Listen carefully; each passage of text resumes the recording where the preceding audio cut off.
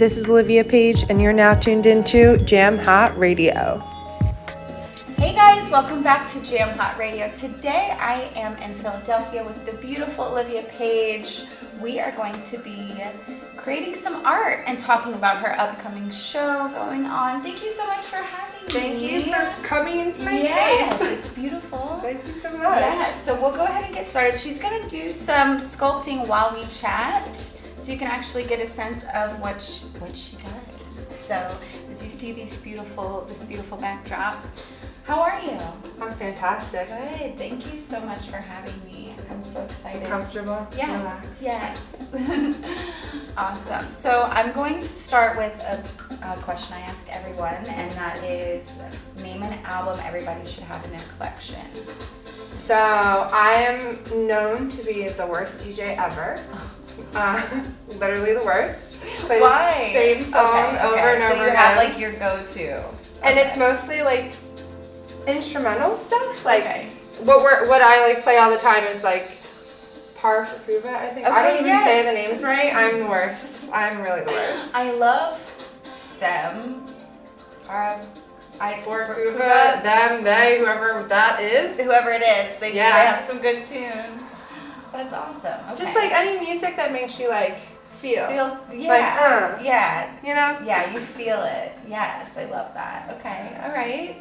All right. So, how long have you been creating art for, and what makes you drawn to this medium in particular? So this art, like actual art, I was a stylist before this, so I guess that's another form of art. Yeah, for sure. But I kind of ventured into this art side last January, so about a year ago. Okay, awesome. I was really kind of just having fun and not fun because I was really sad. And I started going back into art because I really enjoyed it in high school, and just as I was younger. Yeah. And as I started creating, people started responding a little bit, and I never really thought anything, I didn't expect that. And then I started to research into it and started to teach myself different things, and then I got to a point where I was a little bit kind of stagnant on the canvases, because a lot of the canvases, they're not really painted, they're more sculpted. But the only kind of muse I had was myself, and I wasn't feeling good with myself in the moment. So then that's when I kind of thought back to a time where I sculpted, I had a former partner, a lover of mine, sculpt me, and it was a bad experience. I wanted to make it different. So I had a friend come over, and she was really upset and really just, not feeling it. And I really wanted to turn that around, which that's just who I am. I'm that friend. I just want to fix all the problems and make you happy.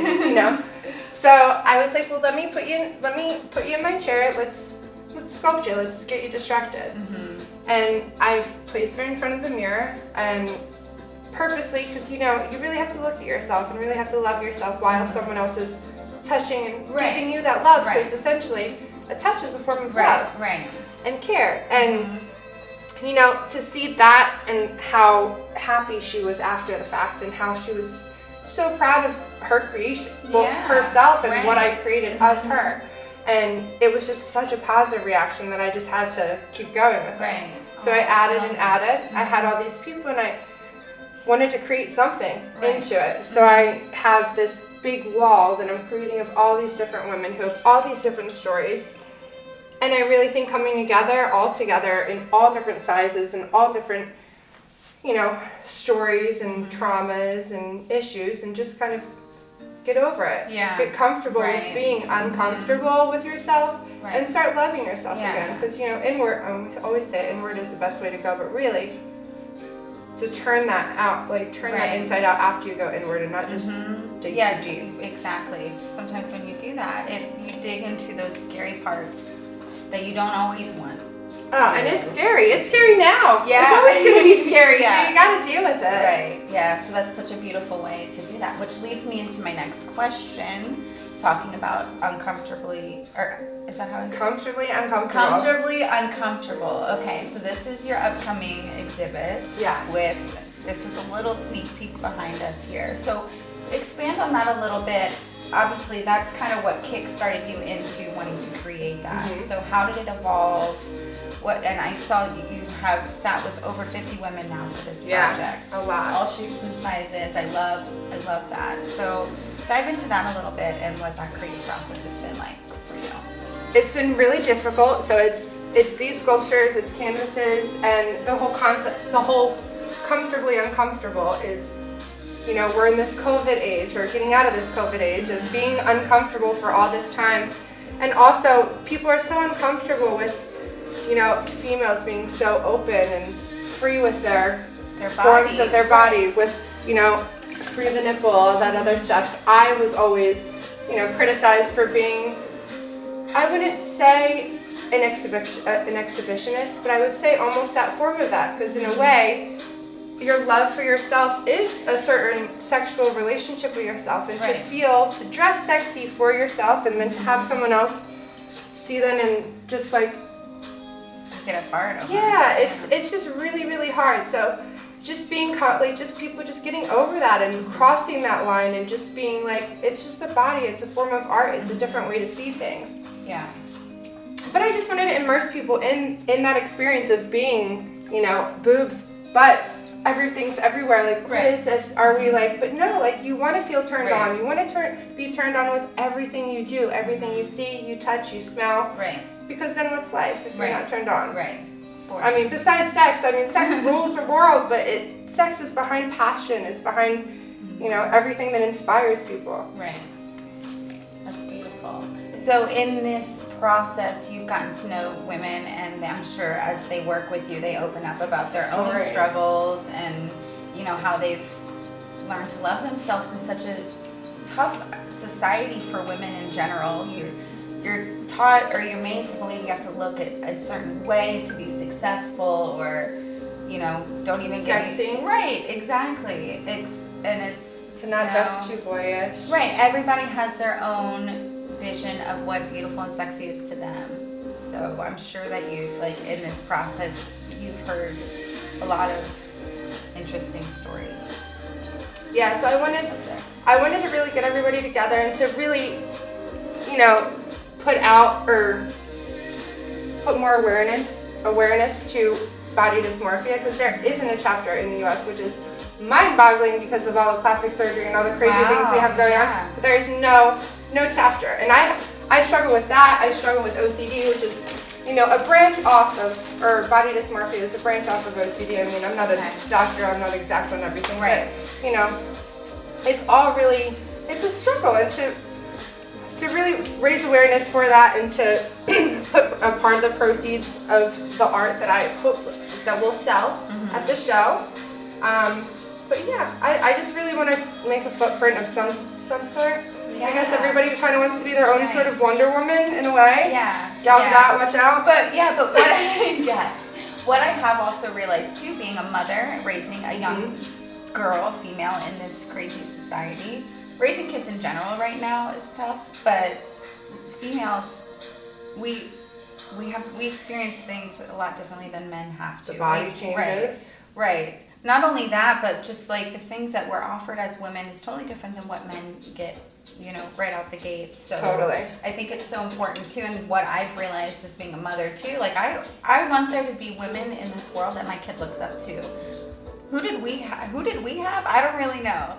Britney Spears. Pretty much. Britney Spears. And look where she's at. You know? But I mean, she's free now, but... She's free now.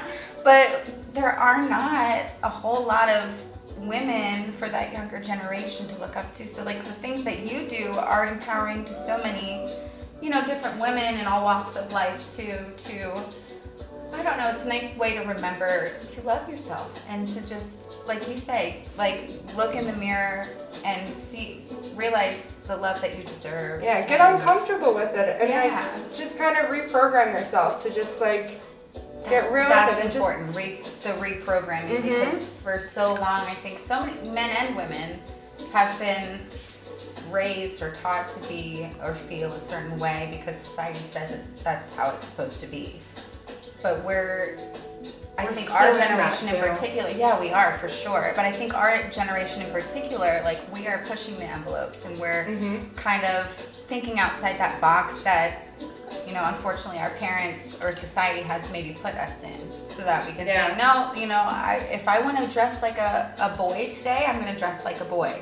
And you'll probably see me next week looking really super feminine. But with my nipples out, right, and that's fine. That's what I love. That's what I'm going to do. And, you know, I always want to be able to instill in my own child, and really just anybody, that it's okay to do that. And it's okay to, like, break those norms that, you know, society makes us believe we need to fit into. Yeah. There's no more boxes. Right. There's no more boxes. Yeah, exactly. Well, I love that. So that's March Saturday, 12th, right? Mm-hmm. So March exciting. 12th. Right now, only like 5 days away, Yeah. 6 days away, something like that. I can't do math. It's creeping up. That's so exciting. So, all right. So tell me what's to come this year for your artwork. What do you hope to achieve? Well, after the show, I will be doing a live performance. Well, a few live performances of sculpting at the Philadelphia Art Museum for their Young Friends Night at the Museum. It's a same kind of concept, music, open bar, really fun atmosphere, and you get to have like walk around the museum late at night, which is super fun.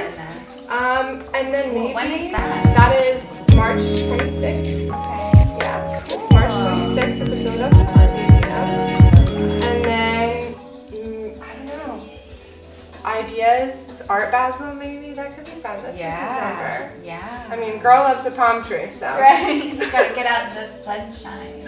Work and vacation in one, I could deal with that. Right, yeah, That's for sure. Yeah. I love that. Well, we're ready to drive. Amazing. Well, on that note, my friends, we're gonna let this beautiful masterpiece take shape. Stay tuned, I will definitely share it with you. Be on the lookout for some of her beautiful work. Thank you so much for having me, Thank you Olivia. for coming, you're great.